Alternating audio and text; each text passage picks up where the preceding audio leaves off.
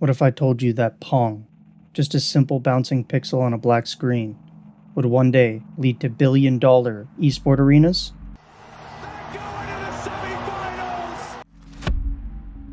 Emotionally rich open-world games?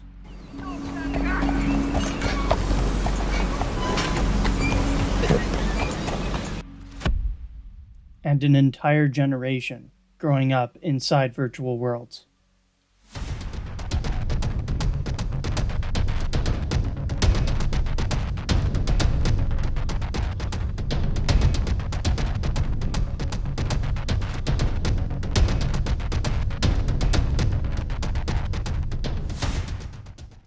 This is the story of how video games evolved from early military experiments on basic screens into one of the most powerful cultural forces of the 20th century and beyond.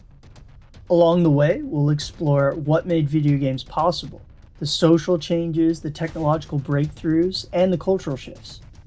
We'll also look at how gaming has influenced the way young people grow, think, and connect. And finally, we'll consider why the noisy, quarter-hungry arcades eventually gave way to the comfort of home consoles. And it all begins before the phrase video game was even invented.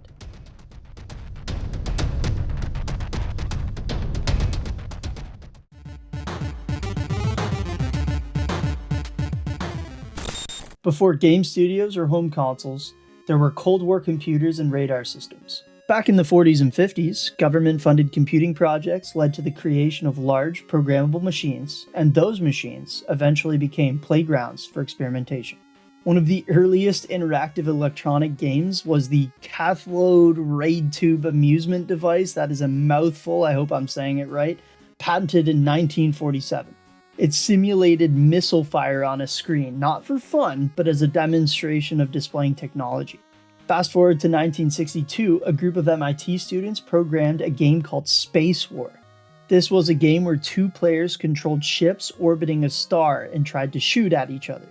It ran on a massive mainframe computer, and although it wasn't sold commercially, it spread to universities across the US, becoming a cult favorite in academic circles. While these early projects were often isolated and academic, one inventor imagined something bigger.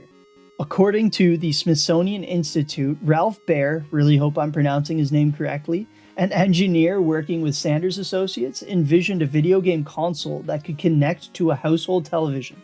His prototype became the Magnavox Odyssey, released in 1972, the very first home video game system. Magnavox presents Odyssey, the electronic game of the future. Odyssey easily attaches to any brand TV, black and white or color, to create a closed-circuit electronic playground.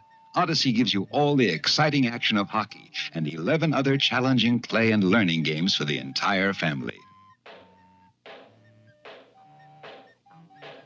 Odyssey, a new dimension for your television. Now at your Magnavox dealer. He's listed in the yellow pages. The Odyssey didn't have sound, it didn't even have color graphics, but it worked. And with that idea, the idea of interactive play inside the home became real. Ralph Baer is now widely known as the father of video games, a title that reflects his groundbreaking contributions to both the technology and concept of home gaming. That same year, the Atari released Pong, a simple arcade tennis game that quickly became a national sensation.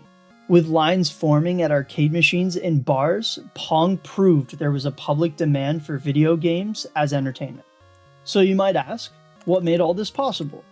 Well, according to the EBS-CO research starter on video game history, the late 20th century saw a perfect storm. Televisions became common in the homes, computers became cheaper and more accessible, and a new generation of inventors saw play as a form of creative expression.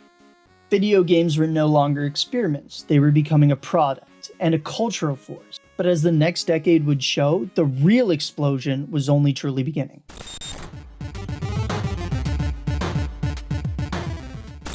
By the late 1970s, video games weren't just a novelty anymore. They were a cultural explosion. Arcades became the new social hotspots, packed with machines that beeped, flashed, and challenged players in ways they'd never seen before. Games like Space Invaders in 1978, Pac-Man in 1980, and Donkey Kong in 1981 didn't just entertain, they captured the imagination of a generation. With just a few quarters and a lot of determination, kids could chase high scores and digital glory in their local arcade. The arcade became a place where teenagers hung out, competed, and formed social bonds. It was also where concerns about video games first began to surface. Parents and educators worried about kids spending too much time in dimly lit arcades, skipping school, and becoming addicted to screens.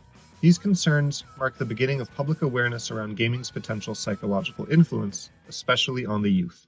Video games have become a $4 billion a year business, and a great many children, as you parents know, have put them on their Christmas lists. As ABC's Bill Greenwood reports, there is a growing concern on Capitol Hill that parents who buy some of those games may not realize just how much violence they're getting. But while kids were having fun, the video game industry was growing fast, maybe too fast. Between 1982 and 1983, the market became flooded with poor quality games and too many consoles competing for attention. The most infamous example? The Atari release of E.T. the Extraterrestrial, a rushed tie-in game that sold terribly and became a symbol of industry greed. By 1983, the industry crashed. Arcades emptied out, console sales plummeted, and some even thought video games were just a passing fad. But beneath the chaos, change was coming. According to EBSCO's timeline of gaming history, this crash cleared the way for a new generation of games and systems, one that would leave the arcade behind and bring gaming permanently into the home. This moment sets the stage for one of the most important shifts in gaming history, the transition from public play to personal play.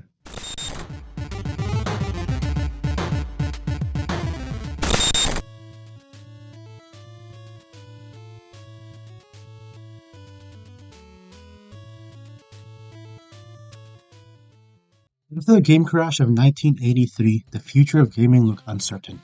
Arcades were declining, and home console sales had collapsed. But in 1985, one company would bring gaming back from the brink and change the industry forever. Nintendo's NES introduced not only polished, engaging games like Super Mario Bros. And Legend of Zelda, but also strict quality control. Their Nintendo seal of quality restored consumers' trust. Suddenly, video games weren't just arcade novelties, they were becoming permanent features of the living room. The shift from arcades to home console wasn't just technological, it was culture. Parents liked the idea of kids playing safely at home. It cost less than constantly feeding quarters into our arcade machine. And siblings or friends could take turns in front of the TV. Console games also got deeper and longer with save files, multi-level worlds, and storylines that couldn't fit into a 5-minute arcade session. Throughout the late 80s and into the 90s, the competition grew. Sega Genesis and its mascot Sonic the Hedgehog challenged Nintendo's dominance, while Sony would later enter the arena with PlayStation offering CD-based games with a rich 3D environment and full-motion video. According to the EBSCO history source, this era saw the birth of modern gaming as we know it. With franchises, marketing campaigns, and ties in merchandise, characters like Mario and Sonic weren't just sprites, they were icons, toys, cartoons, and eventually global brands. Kids growing up in the 90s, gaming wasn't just something you did, it was part of who you were. You didn't go to the arcade anymore, the arcade came to you. This shift from coin-op cabinets to home consoles created a more personal, immersive experience, and it solidified video games as a dominant entertainment force not just for the youth, but for families everywhere.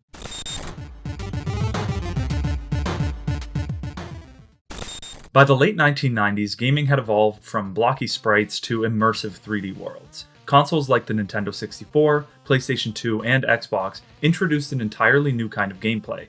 Here, stories could be complex, environments could be explored in full 3D, and players could lose themselves for hours at a time. This era marked a more mature version of the gaming medium. Games were no longer seen as toys, they became cinematic, emotional, and in some cases, even controversial. As internet access improved over the years, multiplayer moved online. Titles like Halo 2 and World of Warcraft allowed players to connect and compete with people around the globe. This was a massive shift from local arcades, LAN parties, or split-screen gaming. And with this shift, the psychological effects of gaming, especially on youth, became a hot topic. Were video games helping kids develop useful skills, or were they promoting isolation and violence? You're linked to the violent character. If it's a first-person shooter game, you have the same visual perspective as the killer. You get points when you kill people. If you kill enough people, you get to advance to the next level of the game. You're also rewarded through things that you might hear. If you kill somebody, maybe you hear impressive, nice shot, you are tied for the lead. And you hear these praise, and we know that reinforcement increases the probability of behavior. According to a 2019 study published in Molecular Psychiatry by Kuhn et al., video games can actually lead to positive changes in brain structure, particularly in areas related to memory, spatial navigation, and fine motor control. The study found that gamers showed increased gray matter in the hippocampus and motor regions of the brain. Of course, there were risks too, especially when it came to compulsive behavior, sleep disruption, and social withdrawal. But the science began shifting the conversation. Gaming wasn't just mindless entertainment. It was cognitively engaging, emotionally resonant, and socially complex. As the 2000s ended, games like Minecraft, The Sims, and Fortnite blurred the lines between play, creation, and social interaction. And what started with 2 paddles and a dot had become an entire ecosystem, one that still continues to grow today.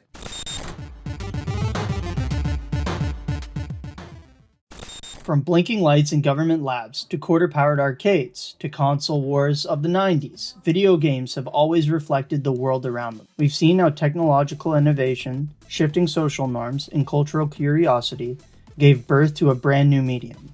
We explored how games moved from public spaces to private homes, changing not just how we play, but where we play. And we asked how video games have affected young people, not just their habits, but their brains, their relationships, and the way they see the world. Games have grown with us, they've matured, they've inspired, they've been feared, celebrated, debated, and still they continue to evolve. So the next time someone tells you that games are just for kids and just a waste of time, remind them, what began with a bouncing pixel on a black screen has become one of the most powerful storytelling tools, educational platforms, and cultural forces in the modern world. Thanks for watching.